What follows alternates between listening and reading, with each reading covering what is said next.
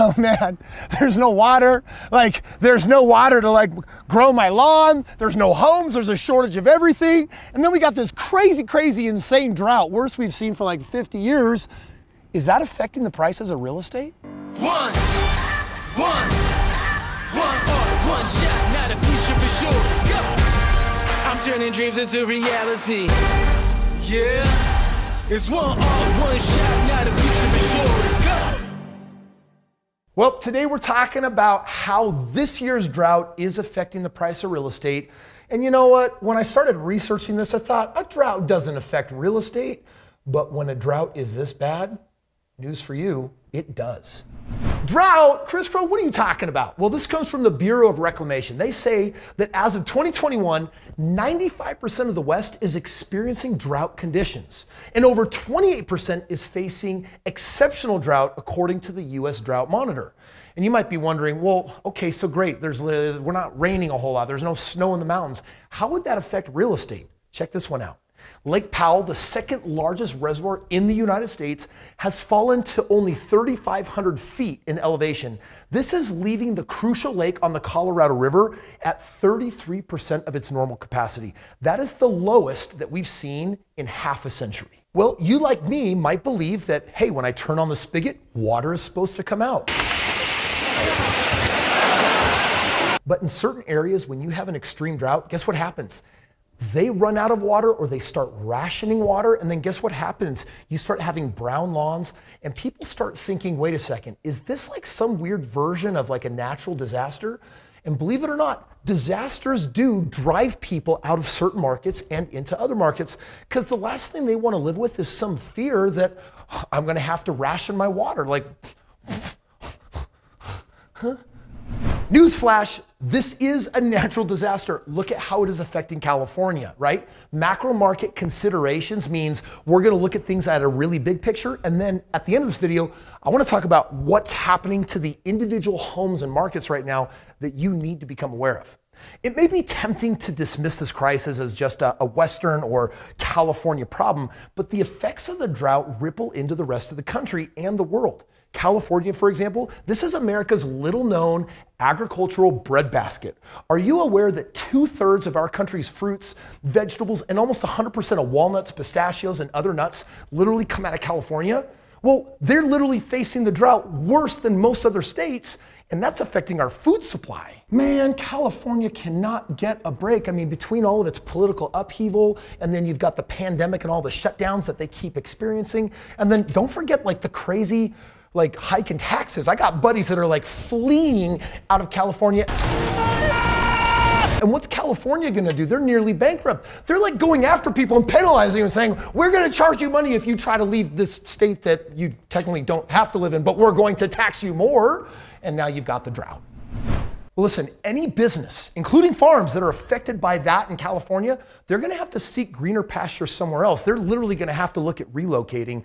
Moving these businesses, by the way, out of California and into less populated areas of the South and Midwest could lower their costs, it could keep their profits up, and that becomes a natural incentive for them to say, we're out of here.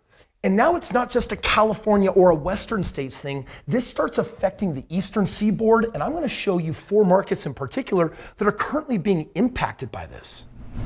So it's kind of bizarre and strange to think that California could actually be like the birthing ground that is breathing new life into other smaller markets as that migration continues. But this comes out of the natural news. They point out that California, if this drought doesn't clear up, that they could actually lose up to 2/3 of their population. Think about that for just a moment. Like, think of the tens of millions of people that live there, and if all of those people are exodusing out because of that natural disaster, what is that going to mean for other areas of the country and places where, like, you live? Now, you gotta understand, this isn't just a California thing. That's an example. This is happening all across the West. And what it could lead to is a really bizarre phenomenon in the game of real estate, which is it could lead to housing crunches and also housing booms. And these two phenomenons could actually coexist. They could happen simultaneously. You could literally have certain markets imploding while others are actually booming because it's forcing a migration. But on top of that, there's already a shortage of available housing for purchase in some of these other areas. Prices are rising, and that's making some real estate experts begin to worry about the formation of another housing bubble that could collapse in some future near date. In other words, the drought could be contributing to the next real estate collapse. Well, as promised, let's talk about how the drought at a macro level affects you on a micro level, as in maybe even like the house that you live in.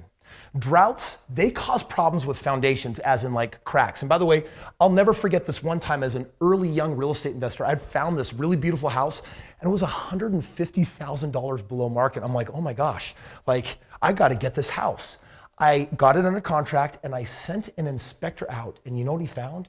He found that cracks in the foundation and the soil moving actually had caused the house to teeter, and they were gonna have to find a way to jack up the whole house. Probably was gonna cost $100,000 plus to fix. Not a problem I wanted to take on. Well, droughts can cause cracks in the foundation, sinks, shifting, and especially when homes are built on expansive soils. For example, you see that in the Texas market, other markets around the country. Droughts also cause a particular issue for home sellers because buyers aren't lured into a nasty curb appeal where you've got like brown lawns or empty swimming pools. In other words, who wants to move into a house or a neighborhood where it's like, well, guess what? We've got an awesome natural disaster going on. The forecast for the next 10 years is drought because of our climate control issues. And by the way, this is going to be a really undesirable neighborhood for a long time because they're metering how much water you can use. So don't turn on the house and shorten your showers. I don't have a good shower. I am not myself. I feel weak and ineffectual. I'm not Kramer. There are markets that people are moving into, and I want to make you aware of 4 of them in particular. I track a lot of data, especially when it comes to the game of real estate. I'm looking at migration patterns, population. I'm looking at where businesses are moving to, because if you can figure out which markets are going to be hot for the next decade and get there ahead of everyone else, then you have a chance to buy a home and have it go up extraordinarily high in value. You can capture that profit, right? 90% of all millionaires do it in real estate. A lot of people do it on accident. I'm talking about doing it on purpose, like when I retired at the age of 26 originally, because I bought 25 homes in markets that had actually gone up in value. Well, these are the 4 markets that my data says that you should be interested in. You've got Arkansas, Tennessee, South Carolina, and parts of Florida. All 4 of these markets right now, their natural population is booming, but migration is huge. Businesses are moving here. And right now, when you take a look at all of the important demographics, these are the 4 hottest places where traditionally I'd like to buy real estate and make a 25% ROI. But in these markets, it's looking to be more like 50%, even 75% a year. Just imagine that for a moment. Imagine if your money doubled every other year just by owning a house that you rented out, made money on, and had huge tax breaks on. Real estate is going to be, for the next 5 years, one of the most popular investments, but it's going to be one of the hardest ones to get in on because there's just not a lot of inventory out there unless you're an expert that combs through thousands of homes every week to find the very good ones. Well, check it out. If you're interested in these markets, if you're interested in actually having your money instead of a 401k or IRA or savings, or just even equity in a house you might have, if you want to see that really take off, in fact, if you want to know how to take 50 grand and over 20 years turn it into millions of dollars, well, you can do that in the game of real estate. I want to give you this document for free. It'll show you exactly how you can do it. Click the link below, cover the shipping and handling, and it's yours. And my friend, use this knowledge, use the next 10 years as your opportunity to set yourself free. One of these 4 markets is totally brand new to me. Literally, I just got my hands on all the information that I needed, paid a lot of money, and I moved into that market. I'm starting to transact homes there. And if you want to see which of those markets it is and actually understand more of how I pick a market and what those important numbers and facts and figures are that you need to review, check out this video and let me show you how to kill it in real estate by selecting the right market. There's no water to like grow green grass. There's no water, there's no foliage, and there's no homes available. Yeah, we're drowning everything.